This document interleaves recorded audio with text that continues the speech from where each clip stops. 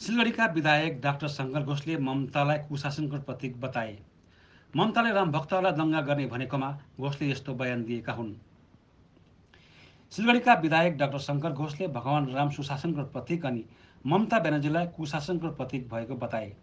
उनले सिलगढी जर्नलिस्ट क्लबमा पत्रकार सम्मेलनमा मुख्यमन्त्रीले रामनवमीको बारेमा दिएको बयानबारे निन्दा गरेका छन्। घोषले रामनवमीको सन्दर्भमा मुख्यमन्त्रीले राम भक्तहरूलाई दङ्गा गर्ने भनेकी छिन्, जसको घोर भर्त्सना गरेका छन्। उनले रामनवमी अघि उत्तर बङ्गाल र दक्षिण बङ्गालका जनसभाहरूमा मुख्यमन्त्रीले अप्रत्यक्ष रूपमा राम भक्तहरूलाई दङ्गा गर्ने भन्दै आलोचना गरेको बताए। रामनवमी अघि उनले ठाउँ ठाउँमा दङ्गा शब्द प्रयोग गरेर राम भक्तहरूको अप्रत्यक्ष अपमान गरेको बताए।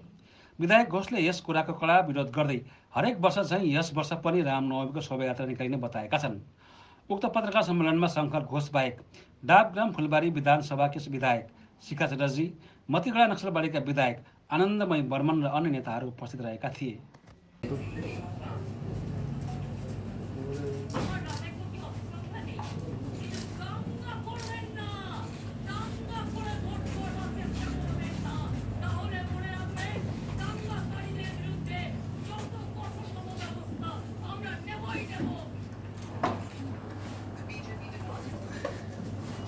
আপনারা শুনলেন শ্রী রামের প্রতি কোনো অশ্রদ্ধা নেই, অর্থাৎ আমরা স্বাভাবিকভাবেই আমরা যাকে শ্রদ্ধা করি তাকে আমরা এটা বলি না যে সাংবাদিকদের প্রতি অশ্রদ্ধা নেই, আমরা সবসময় বলি যে শ্রদ্ধা রয়েছে। ঠিক একইভাবে রামের প্রতি তার যে বক্তব্য, তার যে ভাবনা, ভারতীয় সনাতন সংস্কৃতি তথা ভারতবর্ষের আত্মা শ্রী রামচন্দ্রের প্রতি মাননীয় মুখ্যমন্ত্রীর এই মনোভাবে আমরা তীব্র বিরোধিতা করছি। দ্বিতীয়ত, আপনারা দেখেছেন এখানেও তিনি পরিষ্কারভাবে বললেন, যেভাবে উত্তরবঙ্গে বলেছেন এবং ঠিক একইভাবে দক্ষিণবঙ্গেও লাগাতারভাবে বলে যাচ্ছেন রাম নবমীর প্রাক্কালে, যখন সারা দেশের সাথে সাথে আমার শহর উত্তরবঙ্গ এবং পশ্চিমবঙ্গ যখন রাম নবমীর উৎসবে মাতোয়ারা হতে যাচ্ছে, তিনি যে শব্দটি বারবার করে ব্যবহার করছেন সেটি হচ্ছে দাঙ্গা। অর্থাৎ রাম নবমীর সাথে যারা যুক্ত তারা হচ্ছে দাঙ্গাবাজ। পরোক্ষভাবে এই শব্দবন্ধ ব্যবহার করে ভারত এবং পশ্চিমবঙ্গের যারা রাম ভক্ত, যারা ভারতীয় সনাতনী সংস্কৃতির সাথে ওতপ্রোতভাবে জড়িত, যারা এই আচারে বিশ্বাসী, তাদের প্রতি তার বক্তব্য নিশ্চিতভাবে ফুটে উঠছে। আপনারা দেখেছেন রেড রোডে গিয়েও মাননীয় মুখ্যমন্ত্রী একইভাবে সংখ্যালঘুদের কাছে আহ্বান জানিয়েছেন যে ভারতীয় জনতা পার্টিকে একটিও ভোট দেওয়া চলবে না, এবং তার পাশাপাশি তিনি আবার শ্রী রামনবমী উপলক্ষে বা রামনবমী উপলক্ষে তিনি তার যে বক্তব্য, অর্থাৎ দাঙ্গার একটা পরিবেশ তৈরি করা বা প্ররোচনা দেওয়া, এইরকম একটি পরিস্থিতি তিনি ভোটের আগে তৈরি করবার চেষ্টা করেছেন। আমাদের মাননীয় প্রধানমন্ত্রী ভারতবর্ষের অগ্রগতির ক্ষেত্রে তিনটি প্রধান প্রতিবন্ধকতার কথা বলেন। একটি বলেন পরিবারবাদ, দ্বিতীয় বলেন দুর্নীতি, তৃতীয় বলেন হচ্ছে তোষণের রাজনীতি।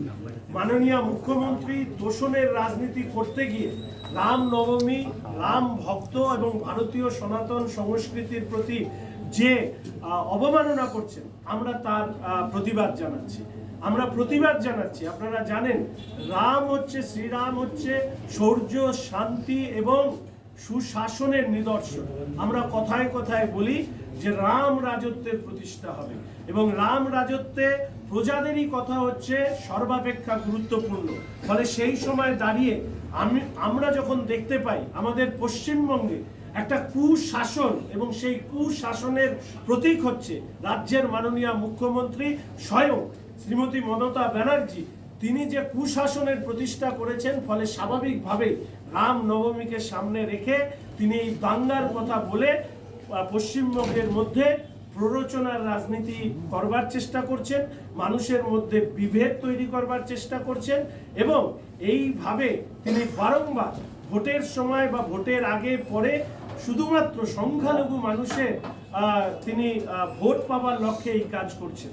সংখ্যালঘু মানুষদেরকে অপমান করা এবং তাদেরকেও একেবারে অন্ধকারের মুখে ঠেলে দেওয়ার অসংখ্য উদাহরণ আমরা তুলতে পারি। আসলে তিনি যে কুশাসন তৈরি করেছেন, সেখানে সংখ্যালঘু থেকে সংখ্যাগুরু কেউ শান্তিতে নেই। এইরকম অবস্থায় আমাদের আজকের এই সাংবাদিক বৈঠকে আমরা রামনবমীকে সামনে রেখে মাননীয় মুখ্যমন্ত্রীর যে অসংবেদনশীল বক্তব্য এবং রাম ভক্তদের প্রতি যে ধরনের কটূক্তি, বিদ্রূপ এবং তাদেরকে পরোক্ষভাবে দাঙ্গাবাজ হিসাবে চিহ্নিত করা, তার প্রতিবাদ জানাচ্ছি। এবং রামনবমী যাতে সুন্দরভাবে, আপনারা সবাই জানেন যে শিলিগুড়ির রামনবমী ভারতবর্ষের মধ্যে অন্যতম সেরা রামনবমী হিসাবে প্রতিষ্ঠিত হয়। ফলে স্বাভাবিকভাবে এই রামনবমী যাতে শান্তিপূর্ণভাবে হয়, তার জন্য আমরা রিটার্নিং অফিসার তথা ডিএম ম্যামের কাছে আবেদন করছি এবং আশা রাখি রামনবমীকে শান্তিপূর্ণভাবে করবার জন্য রামকে যারা ভালোবাসেন, ভারতীয় সনাতন সংস্কৃতির প্রতি যাদের আস্থা আছে, আমরা সবাই রাস্তায় থাকব এবং আমরা চাই রামনবমীর অনুষ্ঠান যাতে ভালোভাবে হয়, তার জন্য নির্দিষ্টভাবে আমরা প্রশাসনের কাছে আবেদন জানাচ্ছি। এবং তার পাশাপাশি রাম ভক্তদের এই রাম নবমী অনুষ্ঠানকে সুন্দর করে তোলবার জন্য আমরা শিলিগুড়ি শহরের শিলিগুড়ি শহর, গ্রামীণ এবং পার্শ্ববর্তী ডাবগ্রাম। আচ্ছা, প্রথমত আমি বলি, রাম সুশাসনের নিদর্শন। আর বর্তমান রাজ্যের মাননীয় মুখ্যমন্ত্রী শ্রীমতী মমতা ব্যানার্জি, তিনি হচ্ছেন কুশাসনের প্রতীক।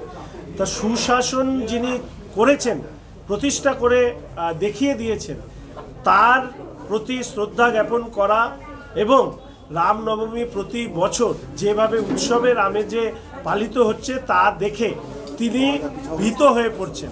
ফলে মমতা ব্যানার্জি নিজ রাজ্যে যে কুশাসনের প্রতীক বা নিদর্শন হয়ে উঠেছেন, তার থেকে দৃষ্টি ঘোরাতে তিনি রাম ভক্তদেরকে পরোক্ষভাবে দাঙ্গাবাজ বলে প্ররোচিত করছেন সেই অংশের মানুষদেরকে যারা ইতিপূর্বে ডালখোলা হোক, হাওড়ার পাঁচলা হোক প্রভৃতি জায়গায় বিক্ষিপ্তভাবে রামনবমীর শোভাযাত্রার প্রতি বিভিন্ন ধরনের অসংলগ্ন আচরণ করেছিলেন।